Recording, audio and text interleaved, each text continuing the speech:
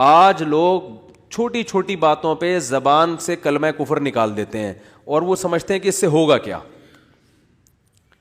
ہمارے ہاں جو لبرل گھرانے میں پیدا ہونے والے بچے ہیں نا, ان کو ذرا سی ٹینشن ہو تو فوراً اللہ کو برا بلا معاذ اللہ کہنا شروع کر دیتے. میں ایسے اللہ کو مانتا ہی نہیں ہوں. ایک خاتون کے میاں نے کہیں دوسری شادی کی بات کی, ان کی وہ کہتی میں, اس خاتون نے فوراً کہہ دیا کہ میں ایسے اسلام کو ہی نہیں مانتی جو مرد کو اجازت دیتا ہے دوسری شادی کی. تو بھائی آپ کسی اور طرح سے لڑ لو اس سے, آپ اس کو نہیں کرنے دو, اس سے تھوڑی کفر ہے. تو عورت کی فطرت ہے, نہ کرنے دو اس کو, بولو بھائی مجھے بہت تکلیف ہوتی ہے, میں نہیں برداشت کر سکتی. وہ فرض تھوڑی ہے کرنا, اجازت دی ہے نا, اسلام نے گن پوائنٹ پہ تھوڑی کہا کہ لازمی کرو. وہ تو میں گن پوائنٹ لے کے بیٹھا ہوں, بندوقیں یہاں پہ ٹھا ٹھا کرو, ٹھیک ہے نا, وہ تو میرا ہیڈیک ہے نا, وہ اسلام کا تھوڑی ہے. تو بھائی یہ کہہ لو کہ نہیں کرو, مجھے تکلیف ہوتی ہے, جھوٹی موٹی کی بے ہوش ہو جاؤ, جھوٹی موٹی کی خودکشی کی دھمکیاں دے دو, ہاتھ پاؤں یوں کر لو اپنے تھوڑے سے, یوں عجیب سے کر لو, یہ ہوتا ہے سارے, یہ سب چل رہا ہوتا ہے مارکیٹ میں. کچھ بھی کر لو, اس سے آپ کافر نہیں ہوگی, کیونکہ عورت کو سوگن کی تکلیف ہونا نیچرل ہے. وہ نہیں چاہتی میرا میاں کسی اور کا ہو جائے, پھر اس میں خطرات بھی ہوتے ہیں, پتہ نہیں برابری کرے گا نہیں کرے گا. تو یہ رائٹ ہے. عورت, صحابیات کو بھی تکلیف ہوتی تھی. حضرت ابراہیم علیہ السلام نے جب دوسری شادی کی ہے تو آپ کی زوجہ کو, پہلی زوجہ کتنی نیک تھی, مگر ان کو بھی تکلیف ہوئی تھی. تو یہ تو نیچرل ہے. لیکن آپ اللہ پر آ جاؤ, اگر اللہ پہ اعتراضات شروع کر دو, اسلام پہ اعتراضات شروع کر دو, تو بھائی یہ اللہ سے آگے نکلنے کی کوشش ہو رہی ہے. پھر یہ کیا ہو رہا ہے, پھر اللہ نہیں بخش. دوسری تیسری شادی تو بہت دوسرا مسئلہ ہے. اللہ کہے گا تم نے مجھ پہ کیسے انگلی اٹھا دی ہے, مجھے کیسے غلط کہہ دیا. اور یہ آج کل بہت ہو رہا ہے, بات بات پہ کفر زبان سے نکال دیتے ہیں, غموں میں حوصلے چھوڑ دیتے ہیں. لوگ آ کے ملتے ہیں, یہ میرے ساتھ ٹینشن, یہ میرے ساتھ مسئلہ, یہ میرے ساتھ مسئلہ, پتہ نہیں اللہ کہاں ہے. ایک آدمی کے بچے کا انتقال ہوا, کہہ رہا یار اللہ کو میرا ہی بچہ مارنا تھا. بھائی تم کس کے مقابلے میں آ کے کھڑے ہو رہے ہو, خدا سے مقابلہ کر رہے ہو تم.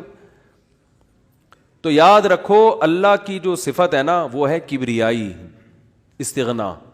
اس سے لڑ کے, اسے برا بلا کہہ کے, اس کے خزانوں سے ایک تنکا بھی نہیں لیا جا سکتا. وہ آپ کے ان جذبات سے متاثر نہیں ہوتا. اگر آپ یہ سمجھو گے کہ میں یوں کروں گا, دیکھو باپ کے سامنے تڑیاں بعض دفعہ چل جاتی ہیں, باپ کے سامنے بعض دفعہ تڑیاں, میں ابا کو مانتا ہی نہیں جو مجھے جائیداد سے جو ہے نا آگ کر دیں اور مجھے گاڑی نہ لے کے دیں. ابا ہو سکتا ہے متاثر ہو کے بولیں بھائی چل یار یہ گاڑی تیرے نام کر دی, میں نے یہ پلاٹ تیرے نام کر دیا, میرا بیٹا تو مجھے ماننے سے انکار کر رہا ہے.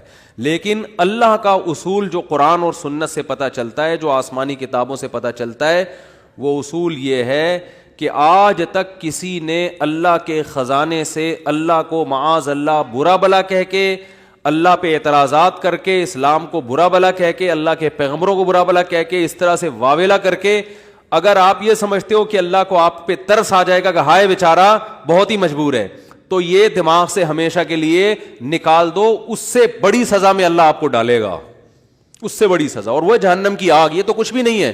تبھی تو خودکشی کرنے والے پر اللہ کو ترس نہیں آتا.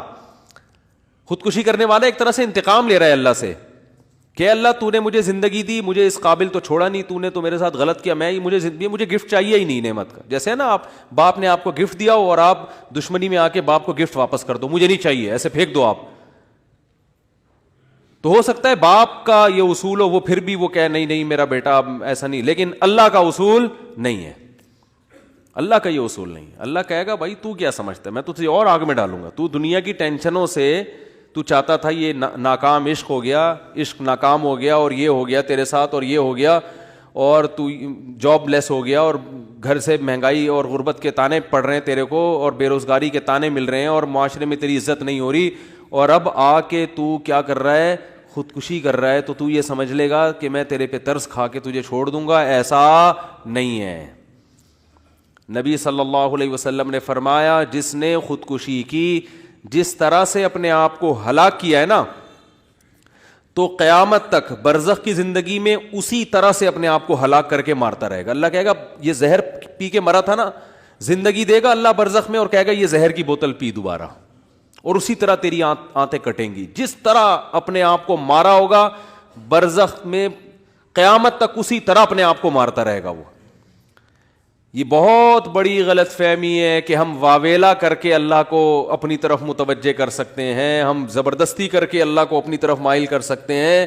ایسا بالکل بھی نہیں ہے. بعض لوگ غموں سے پریشان ہو کے گناہ کرنا شروع کر دیتے ہیں, سمجھتے ہیں کہ یار میرا تو حق بنتا ہے, میں تو سٹا لگاؤں گا, میں تو ٹینشن میں آیا ہوا ہوں, میں تو شراب پیوں گا, میرے ساتھ یہ ہو رہا ہے تو میرا تو بھائی آپ پیو گے تو یہ نہ سمجھو کہ اللہ آپ سے خوش ہو جائے گا کہ جی آپ کو ایک غم آیا تھا, اس غم میں آپ نے چونکہ شراب شروع کی ہے ٹینشن ختم کرنے کے لیے, تو اب اللہ کو ترس آئے گا. نہیں, اس پہ شراب کیا ہو گئی ہے, معاف ہو گئی ہے. یہ بیچارہ اس کا کیا بنتا تھا, رائٹ بنتا تھا, اس کو تکلیفیں اتنی دی ہیں. ایسا نہیں ہوگا بھائی, اس خوش فہمی میں مبتلا مت ہونا. یہ اصول ہے, اللہ کا قانون ہے, یہ قرآن سے پتہ چلتا ہے, حدیث سے پتہ چلتا ہے. اللہ کو جھکنے والا بندہ پسند ہے.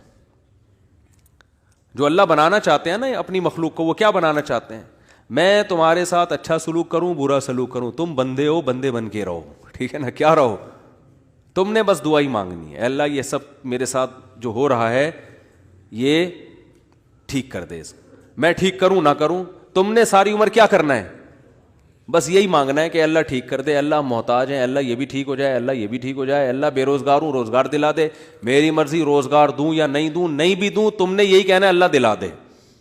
ساری زندگی اسی دعا میں گزارنی ہے تم نے, چاہے میں تمہاری دعا قبول کروں چاہے تمہاری دعا قبول نہ کروں, کیونکہ تم بندے ہو, میں خدا ہوں, خدا تم تھوڑی ہو, تمہاری تھوڑی چلے گی زمین پہ. بہت سے لوگ یہ فالٹ ہے, دعائیں نہیں قبول ہو رہی, تبھی تو وظیفوں کی طرف جاتے ہیں. اولاد نہیں ہو رہی, کوئی وظیفہ بتا دے, او بھائی دعا مانگ لے, اولاد کہہ رہا دعا تو مانگ کے دیکھ لیا ہے, وہ تو ہو ہی نہیں رہی, تو کوئی ٹیکنیکل طریقہ ہو اولاد کا, سے کیسے ہو جائے گی بھائی, ٹیکنیکل طریقے تو نہیں ہے. یونس علیہ السلام جب مچھلی کے پیٹ میں تھے, کتنا بڑا غم لگا نا آپ کو. یونس علیہ السلام مچھلی کے پیٹ میں, تو اللہ سے آپ نے دعا مانگی, وظیفہ نہیں پڑھا ہے.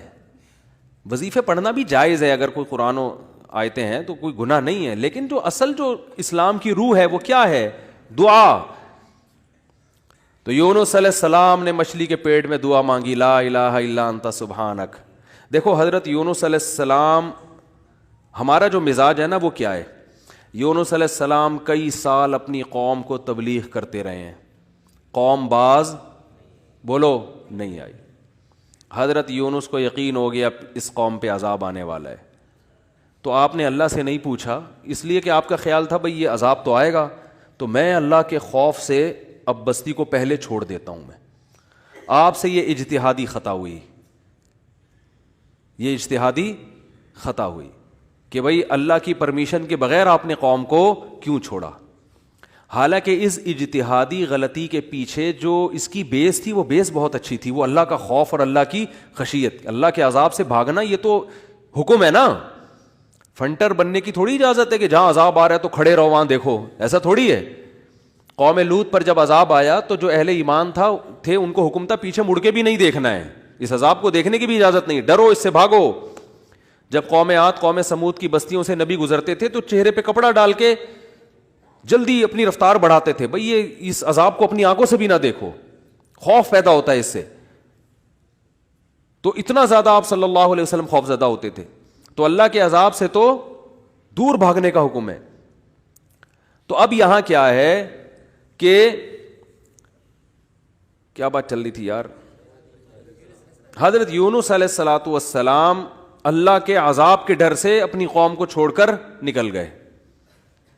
یہ بیس بالکل ٹھیک ہے بھائی, جب اللہ کا وعدہ بھی یہی ہے کہ جو قوم ایمان نہیں لے کر آئے گی تو میں اس کو تباہ کر دوں گا. تو حضرت یونس علیہ السلام کو خیال ہوا کہ بھائی یہاں سے نکل جاؤ. جب بیٹھے ہیں کشتی میں, کشتی ڈوبنے لگی تو ملا نے کہا بھائی وزن کشتی میں زیادہ ہے, ایک آدمی کو نیچے اترنا پڑے گا ورنہ سب ڈوب جائیں گے. کون اترے گا بھائی, قرآن اندازی ہونی چاہیے. قرآن اندازی میں نام کس کا آیا, یونس علیہ السلام. تو بتاؤ ہم ہوتے, ہم کہتے ساری زندگی تبلیغ کرتا رہا, اب جب عذاب آنے والا ہے تو اللہ کے خوف سے ہی نکلا میں, اس کا صلہ یہ مل رہا ہے کہ ڈوبنے والا کون ہے, بولو میں ہی ہوں. بھائی مجھے تو زیادہ پروٹوکول, اللہ تعالیٰ کو 6 کشتیاں میرے لیے پہلے سے سمندر میں رکھنی چاہیے تھی نا, کیا ہو گیا. یہ ہماری سوچ تو یہی ہے کہ میں نے چونکہ فجر کی نماز پڑھی ہے تو میری دکان پہ کسٹمر 6 گنا زیادہ آنے چاہیے, پیسے سارے وہ کما رہے ہیں, نمازیں میں پڑھ رہا ہوں. اچھا میرے پر لوگ اعتراض یہ بھی کرتے ہیں کہ احتیاط اس نے کی, اس کو کرونا ہو گیا, اس نے احتیاط نہیں کی, اس کو نہیں ہوا, یہ مفتی لوگوں کو الو بنا رہا ہے. تو بالکل یہی ہے کہ نماز میں پڑھ رہا ہوں, روٹی کس کو مل رہی ہے, اس کو مل رہی ہے. احتیاط میں کہہ رہا ہوں, وہ کورونا بھی مجھے ہی ہو رہا ہے. ٹھیک ہے نا, ٹھیک ہے نا. تو اب اللہ سے تھوڑی کوئی لڑ سکتا ہے بھائی, تو اللہ کی مرضی. جو اب احتیاط کے باوجود بھی کسی کو بیماری لگا دے, اور ایسے ہے گلے مل رہے ہیں اور روزانہ چھینک رہے ہیں ایک دوسرے کے منہ پہ, انہیں کچھ نہیں ہو رہا, وہ تو اب اللہ کی مرضی. اللہ سے تھوڑی کوئی لڑ سکتا ہے. لیکن ہم تو ظاہر کے مکلف ہیں نا, ہم تو اسباب کے مکلف ہیں, تو اس لیے حکم دیا جاتا ہے احتیاط کا. تو خیر, جب تک کرونا ختم نہیں ہوگا ہم بھی آپ کا پیچھا نہیں چھوڑیں گے, یہ ذہن میں رکھو آپ. تھوڑا تھوڑا جیسے 4 شادیاں آتی ہیں نا تڑکے میں, اس طرح یہ بھی آتا رہے گا تڑکے میں, کیونکہ لوگ نہیں کر رہے احتیاط تو کیا کریں. اچھا خیر, بات ہی کہاں چل رہی تھی. تو یونس علیہ السلام کی جگہ ہم ہوتے تو بھائی ہماری حالت کیا ہوتی ہے. اللہ, جیسے تبلیغ میں ہم میں سے کوئی گیا ہوا ہوتا 4 مہینے کے لیے, 4 مہینے کے لیے تبلیغ میں نکلے ہوتے, اللہ کے راستے میں واپس آ رہے ہوتے تو پتہ چلا کچھ یعنی کنوینس ہی نہیں مل رہی, پولیس والے پکڑ کے لے گئے, کسی کیس میں بند کر دیا, تو کیا وسوسے آتے ہیں دماغ میں. جیسے حج کرنے گئے نا, ایک آدمی حج کرنے گیا, لٹ گیا وہاں پہ نا جیب کتروں نے, تو وہ کہہ رہے اللہ میں نے تو سنا تھا حاجی تیرے مہمان ہوتے ہیں, تو ہم نے تو دنیا میں کسی کو نہیں دیکھا کسی نے اپنے مہمان کس کی یہ انسلٹ کی ہو. ٹھیک ہے نا, ہم نے تو نہیں دیکھا. میں تیرا مہمان بن گیا اور کچھ بھی نہیں بچا میرے پاس, سب کچھ ہی لٹ گیا. تو جلا ہوا آدمی تھا. تو یونس علیہ السلام کی جگہ کوئی اور ہوتا, ہم جیسے نالائق ہوتے, تو ہم کہتے اللہ ساری زندگی قوم کی مخالفت لے کے تبلیغ کرتا رہا, اپنا تن من دھن لگا دیا, نہ کاروبار کی طرف توجہ, نہ کوئی پیسے کمانے, جو روکھی سوکھی ملی کھا لیا. پیغمبروں کا تو کوئی اجرت بھی نہیں ہوتی, وہ تو بالکل ہی اللہ توکل پہ چل رہے ہوتے ہیں. اے اللہ غربت میں ایک وقت گزارا, کبھی کھانے کو ملا نہیں ملا, بس تیرے دین کو فوکس کیا. اب جب عذاب آنے والا ہے تیرا اس قوم پہ, تو تیرے خوف سے نکلا میں, جو تیرا ہی حکم ہے کہ مجھ سے ڈرو, میرے عذاب سے ڈرو. اب کم از کم کوئی 2-4 کشتیاں یا ہوائی بحری جہاز کوئی کھڑا ہوا ہوتا میرے استقبال میں, اور اگر نہیں تھا میں نے اپنے خرچے سے پہ کشتی لی ہے میں نے. ٹھیک ہے نا, ذمہ داری کس کی بنتی تھی اللہ, ذمہ داری تیری بنتی تھی کہ کشتی کا انتظام تیری طرف سے ہو. بھائی گورنمنٹ اگر کسی فوجی کو کسی مہم پہ بھیجتی ہے, اب جو امریکہ کے فوجی افغانستان آئے ہوئے ہیں ان کو باعزت واپس نکالنا کس کی ذمہ داری ہے, بولو نا, امریکہ کی ذمہ داری ہے نا. تو تبھی تو فوجی کہہ رہے ہیں بھائی تم نے ہمیں عزت کے ساتھ جب بھیجا ہے تو عزت کے ساتھ پٹھانوں سے بچا کے نکالنا کس کی ذمہ داری ہے, یہ امریکہ کی ذمہ داری ہے نا. تبھی امریکہ قطر میں کوشش میں لگا ہوا ہے کہ بھائی یہ کسی طرح اپنی عزت بچا کے واپس آ جائیں گے. اور بالکل صحیح کر رہا ہے امریکہ اپنے لحاظ سے, اس کا فرض بنتا ہے جب آپ نے فوجیوں کو بھیجا تو واپس بھی تو لے کر آؤ نا ان کو. تو بالکل میرے بھائی یہ بات ذہن میں آ سکتی تھی یونس علیہ السلام کے کہ اللہ یہ سب میں نے تیرے لیے کیا ہے, اب تیرا عذاب آ رہا ہے تو مجھے تو یہاں سے فرار ہونا ہے بستی سے, تو کشتی کا انتظام کرنا میرے ذمہ نہیں ہے بلکہ کس کے ذمہ ہے, تیرے ذمہ ہے. چلو میں نے اپنے خرچے پہ کر لی. اب اے اللہ تو خود ہی اگر ڈوب رہی, اول تو ڈوبنی نہیں چاہیے, تجھے تو یہ طاقت ہے کہ 100 آدمی بھی کشتی میں بیٹھ جائیں, جب تک تیری مرضی نہیں ہوگی کشتی کلٹی, بولو, نہیں ہوگی, یہ نہیں کلٹی ہو سکتی. دوسری آزمائش تو نے یہ اس آزمائش میں ڈال دے گی, کشتی کلٹی ہو رہی ہے. اور اگر کلٹی ہو بھی رہی ہے تو ایسے نالائق لوگ اس کشتی میں بیٹھے ہوئے ہیں. کار آمد تو صرف اس میں یونس علیہ السلام تھے, باقی تو سارے نالائق, کیونکہ مشرک لوگ تھے سارے, بت پرست, پان گٹکے والے, سگریٹ والے, تمباکو والے, سارے اس میں بیٹھے ہوئے ہیں. وہ تو پتہ نہیں کیا کیا نشہ کرتے ہوں گے, سارے ایک نمبر کے چور یہاں بیٹھے ہوئے ہیں کشتی میں. تو اللہ ان میں سے کسی کو تو خود ہی جو ہے نا ڈلوا دیتا. اور قرآن اندازی ہو رہی ہے تو نام کس کا آ رہا ہے, میرا نام آ رہا ہے, جس نے ساری زندگی تبلیغ کی. تو اور پھر کمال یہ کہ بڑی آزمائش کیا کہ چلو کشتی میں اگر چھلانگ لگا کے نیچے گرنا ہی تھا, ان لوگوں نے ڈال دیا بھائی آپ کا نام آیا آپ کو اترنا پڑے گا. تو تیرنے کا آپشن ہوتا ہے, کہیں تیرتے رہیں گے, کوئی ٹیلا آ گیا وہاں بیٹھ گئے, یا کسی نے دیکھ لیا کوئی رسی پھینک دی, جیسے یا کہیں کنارے پہ اتر گئے, جیسے ہی چھلانگ لگائی ہے ایک اور بڑی آفت, سمندر کی مچھلی نے آپ کو نگل لیا. کتنا خوف, ایک حرف زبان سے ناشکری کا نہیں نکل رہا پیغمبر کی کہ اللہ مروا دیا تو نے. تو یہ کیا خوف ہوتا ہے سمندر کا, اپنا ایک خوف ہے بھائی, کبھی یہاں نہیں سمجھ میں آئے گا, جاؤ سمندر میں جا کے پتہ چلے گا. اور قرآن سے پتہ چلتا ہے رات کا وقت تھا, اندھیرا تھا, اندھیرے میں بہت, کیونکہ فنادا فی الظلمات, فی ظلمہ نہیں ہے کہ اندھیرے میں پکارا, اندھیروں میں پکارا. پتہ چلا کہ بہت سارے اندھیرے تھے, یعنی ایک مچھلی کے پیٹ کا اندھیرا, ایک سمندر کی تہ کا اندھیرا, اور ایک رات کا اندھیرا. کس قدر خوف.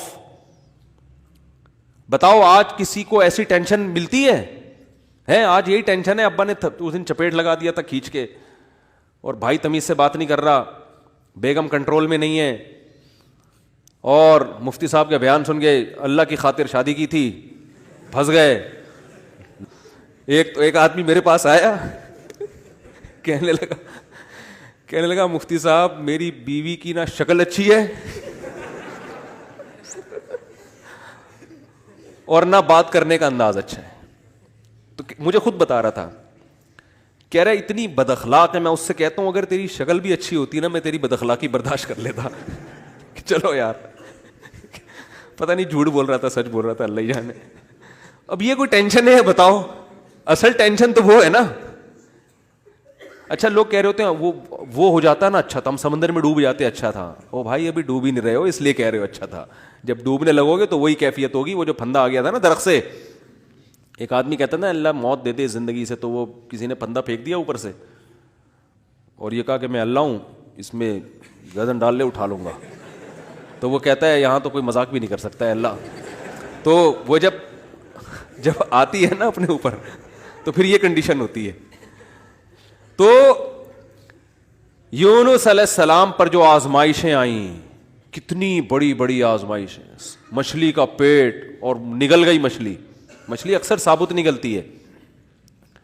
ذرا بھی شکایت, کیونکہ ہم بندے ہیں بھائی, ہماری جو ڈیوٹی ہے ہم نے وہ کرنی اور چھوٹا بن کے رہنا ہے. ہم نے اللہ کے سامنے یہ نہیں کرنا یہ کیا ہو رہا ہے, ایسا کیوں ہو گیا, میں تو تبلیغ کے لیے نکلا تھا, میرے ساتھ یہ ناانصافی. یہ نہیں ہوتا. یہ اصول قرآن کیوں یہ واقعہ ذکر کر رہا ہے؟ یونس علیہ السلام اللہ کے برگزیدہ پیغمبر ہیں. ہمارے حضرت فرمایا کرتے تھے یہ محبت کی چٹکیاں ہوتی ہیں. انسان کو جس سے محبت ہوتی ہے تو اس کو ستاتا ہے, اور یہ ستانا تکلیف برائے تکلیف نہیں, اس کے درجات کو بلند کرنا. یہ محبت کا اظہار ہے کہ میرا ایسا بندہ ہے, ایسا پیغمبر ہے, کتنی آزمائشوں میں ڈالا, زبان سے ایک حرف ناشکری کا نہیں نکل رہا, ساری اپنی طرف منسوب کہ میری غلطی ہے, میری غلطی ہے, میری غلطی ہے, میں غلط ہوں. تو قرآن کے الفاظ دیکھو, جب مچھلی نے نگلا ہے اور سمندر کی تہ میں گئی اندھیروں در اندھیرے, تو یونس علیہ السلام نے فنادا فی الظلمات, اندھیروں میں کیا پکارا, لا الہ الا انتا, اے اللہ تیرے سوا کوئی غلامی کے لائق نہیں ہے, میں تیرا غلام ہوں. انی کنت من الظالمین, میں ہی غلط ہوں, تو غلط نہیں ہے, مجھ سے کوئی غلطی ہوئی ہے اور میں تجھ سے استغفار کرتا ہوں. ان کو احساس ہو گیا کہ میں جو بغیر پرمیشن کے آیا ہوں شاید یہ اس لیے ہو رہا ہو میرے ساتھ. دیکھو اپنے آپ کو غلط ثابت کرنے کے لیے دلائل تراشے جا رہے ہیں. کوئی اللہ نے وہی تھوڑی کی تھی اس وقت کہ آپ غلط ہیں. بس اس عمل سے اندازہ ہو گیا کہ بھائی اور تو میں نے کوئی, مجھے نہیں لگتا میرے سے کوئی گناہ ہوا ہو, تو مجھے لگتا ہے کہ یہ ہے جس کی وجہ سے اللہ کیا ہے, مجھ سے ناراض ہے. تلاش کر رہے ہیں, کوئی اپنی مسٹیک تلاش کریں, اپنے آپ کو غلط کہیں. تو لا الہ الا انتا سبحانک, اے اللہ تو ہر عیب سے پاک ہے. کیا مطلب, تو میرے ساتھ غلط نہیں کر سکتا, یہ میرا ہی کوئی عمل ہے جس کی وجہ سے ایسا ہو رہا ہے. تو تھوڑی غلط ہے, تو ہر عیب سے پاک ہے, تو ظالم تھوڑی ہے, میری غلطی ہے, میں غلط ہوں. کیا اللہ کے رحمت کے خزانے حرکت میں آتے ہیں. فَالْتَقَمَهُ الْحُوتُ وَهُوَ مُلِيمٌ, قرآن کہہ رہا ہے مچھلی نے نگلا اس حال میں کہ یونس علیہ السلام اپنے آپ کو ملامت کر رہے تھے. جب مچھلی کی نگل رہی تھی اس وقت بھی اپنے آپ کو ملامت کر رہے ہیں, اپنے آپ کو برا بلا کہہ رہے ہیں, میں غلط, میں غلط, میں نے غلط کیا. تو جب مچھلی کے پیٹ میں جا کے توبہ استغفار کی ہے تو اللہ کی صفت استغنا دیکھو. اللہ فرماتے ہیں لولا انہ کان من المسبحین, اگر یونس اپنی غلطی کا اعتراف نہ کرتے للبث فی البطن الی یوم یبعث فی بطنہ الی یوم یبعثون، قیامت تک اسی کے پیٹ میں رہتے، وہ نہیں نکلتے. یہ اللہ کی صفت استغنا ہے کہ بھئی اللہ کو آپ ڈرا کے دھمکا کے یا اپنی غلطی کا اعتراف کیے بغیر اللہ پہ ڈال کے اللہ سے کچھ بھی منوا نہیں سکتے. اللہ کہتے ہیں ہمیشہ رہتے، لیکن اللہ کو پتا تھا نہیں ہے ایسا، وہ تو آزمایا. پیغمبر تو گناہ نہیں کر سکتے نا، تو یہ تو اللہ آزما رہے ہیں دنیا کو دکھانے کے لیے کہ میرے نیک بندے ایسے ہوتے ہیں. تو اللہ فرماتے ہیں کہ فَأَنبَذْنَاهُ بِالْعَرَاءِ، ہم نے ایک میدان میں ان کو، جب انہوں نے توبہ استغفار کی ہے تو اللہ نے مچھلی کو حکم دیا ان کو نگل دے باہر، اور وہ مچھلی نے آپ کو ساحل سمندر پہ ڈالا ہے. اب اللہ کی رحمت کے خزانے، سمندر کے ساحل پر کچھ بھی نہیں تھا. اللہ فرماتے ہیں وہاں اپنی قدرت سے ہم نے درخت پیدا کر دیا جو ان کو کیا دے گا؟ چھاؤں. اب معجزے ہو رہے ہیں کہ نہیں ہو رہے؟ بھئی اللہ آزمایا، اللہ نے کہا آزمائش میں پورا اترا یہ بندہ، میرے یہ نیک بندے آزمائش میں پورے اترے ہیں. اور اللہ نے اپنی قدرت سے درخت پیدا کر دیا اور حکم دیا جاؤ اپنی قوم کے پاس واپس جاؤ.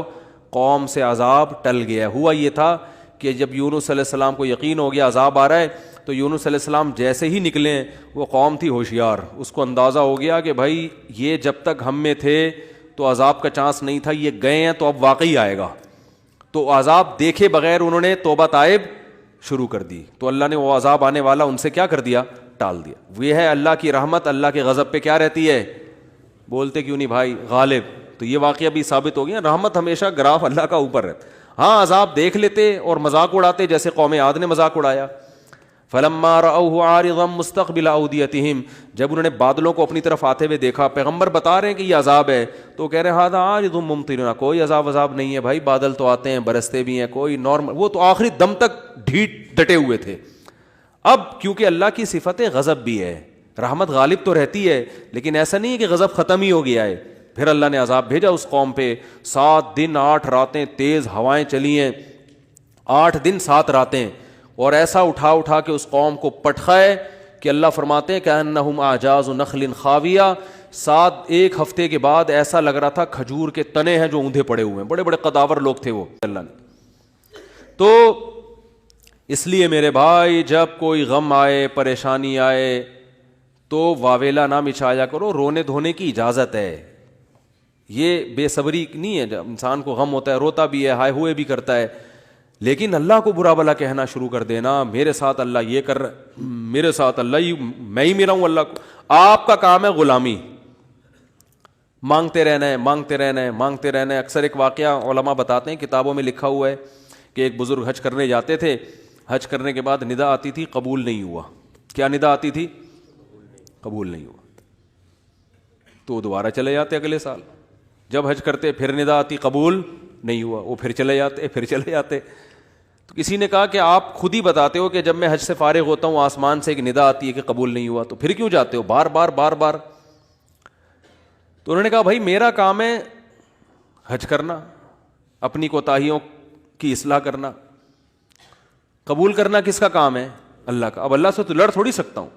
اور یہ بھی نہیں ہے کہ اب فنٹر نہیں بنو کہ اب تو ہم نہیں جائے گا بھائی، اب تھوڑی 2 دفعہ چلے گئے، 3 دفعہ چلے گا، ہر دفعہ یہ آواز آ رہی ہے اب تھوڑی ہمارے پاس اور بھی دنیا میں غم ہے بھائی، یہ حج ہی کرتے رہیں گے کیا؟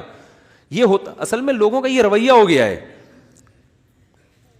دعا میں بہت ہو رہی ہے یار، ہم نے دعا مفتی صاحب 6 دفعہ دعا مانگ لی پھر بھی فائدہ نہیں ہو رہا. اب یہی تھوڑی کہ دعا مانگتے بول نہیں رہے ہوتے، مفتی صاحب سے ڈر رہے ہوتے ہیں تو بھائی اتنا اللہ سے ڈر لو. وہ بعض تو بول بھی دیتے ہیں. تو بھائی 6 دفعہ 10 دفعہ 100 دفعہ دعا مانگنے میں کیا جا رہا ہے یار؟ اللہ کے سامنے ہاتھ اٹھا کے مانگنے سے زیادہ بھی کوئی مزیدار عمل ہو سکتا ہے؟ نہیں قبول ہو رہی، اہل اللہ کہتے ہیں نہیں قبول ہو رہی نا، اس میں مانگنے میں اور زیادہ مزہ ہے. ٹھیک ہے نا؟ اس میں مانگنے میں یہ اللہ ایمان کا امتحان لے رہا ہے. تو ہم غیب پر ایمان کے دعوے دار ہیں، اللہ تو نہ قبول کر، ہم تو مانگتے رہیں گے. میں مزہ اسی میں آتا ہے. حضرت عمر رضی اللہ تعالی عنہ کا قول ہے کہ مجھے اس سے غرض نہیں ہے کہ میری دعا قبول ہو رہی ہے کہ نہیں ہو رہی، یہ تو میرا کام ہی نہیں ہے کہ یہ اللہ کی ذمہ داری ہے، یہ ہماری ٹینشن. یہ تو میں حضرت عمر کے الفاظ اپنی زبان میں بتا رہا ہوں، یہ ہماری ٹینشن ہے ہی نہیں، یہ تو اللہ کا کام ہے نا، قبول کرنا تو اس کا کام ہے. فرمایا مجھے اس کی فکر ہوتی ہے کہ دعا مانگنے کی توفیق مل رہی ہے کہ نہیں مل رہی. ایسا نہ ہو مایوسی اتنی پیدا ہو جائے کہ دعا مانگنے ہی کی توفیق چھن جائے. یہ ڈینجرس ہے, یہ خطرناک ہے کہ اللہ نے آپ کو اپنے در سے محروم کر دیا, ہاتھ اٹھانے کی توفیق سلب کر لی. اور آج لوگوں میں یہ نظر آتا ہے دعا مانگنے کی توفیق نہیں مل رہی کیونکہ ان کی پوری نظر اسباب پہ ہوتی ہے, اللہ پہ نظر ختم. یہ بہت خطرناک ہے.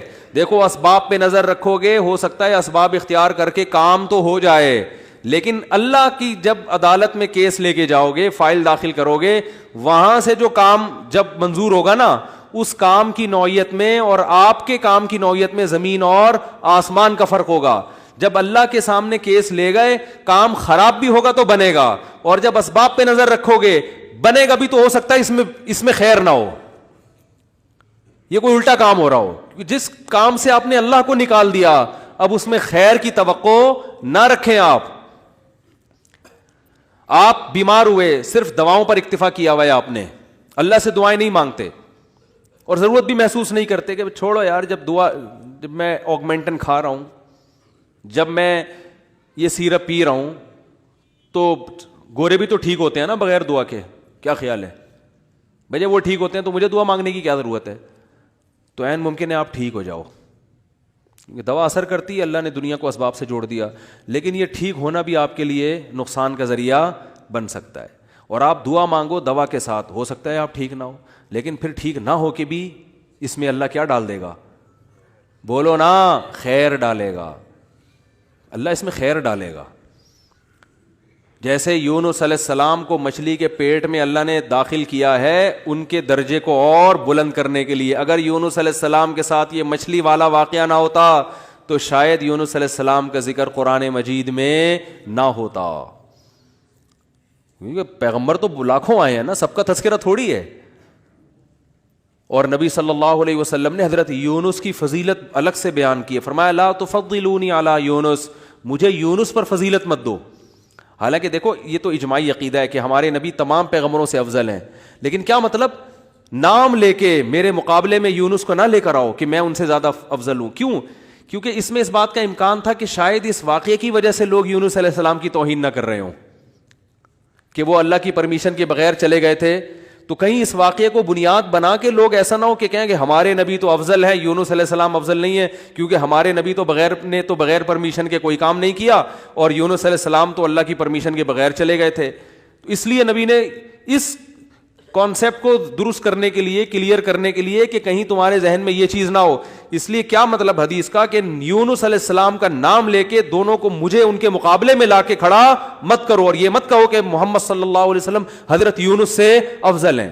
حالانکہ افضل ہیں, لیکن جہاں بھی حضرت یونس کی توہین کا ذرہ برابر بھی شائبہ نکلتا تھا آپ صلی اللہ علیہ وسلم نے اس سے منع کر دیا. اس لیے کہ آپ صلی اللہ علیہ وسلم جانتے تھے کہ یہ جو کچھ یونس علیہ السلام کے ساتھ ہوا یہ اصل میں آپ کو بلند مرتبہ دینے کے لیے ہوا تھا, اور یہ بتانے کے لیے ہوا تھا کہ اللہ کی صفت استغنا کیا ہے, اور یہ بتانے کے لیے کہ اللہ سے لڑ کے کوئی چیز نہیں لی جا سکتی, اور یہ بتانے کے لیے کہ غموں میں, ٹینشنوں میں, پریشانیوں میں اللہ کے نیک بندوں کا رویہ کیا ہوتا ہے. اور میں آپ کی جنرل نالج کے لیے ایک بات یہ بھی بتا دوں کہ جس کا یہ لائف اسٹائل ہوگا نا وہ ٹینشنوں میں بھی خوش رہے گا. ویسے ہی ٹینشن ختم کر لیتے ہیں اللہ اس سے, کیونکہ وہ ہر ٹینشن کو کس کی طرف سے سمجھ رہا ہے؟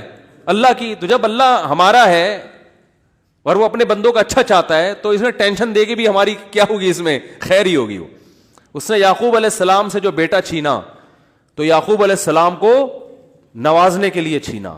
یوسف علیہ السلام کو جو بچپن میں باپ سے الگ کر دیا مصر کا بادشاہ بنانے کے لیے کیا اس نے, نہ چھنتے نہ بادشاہ بنتے.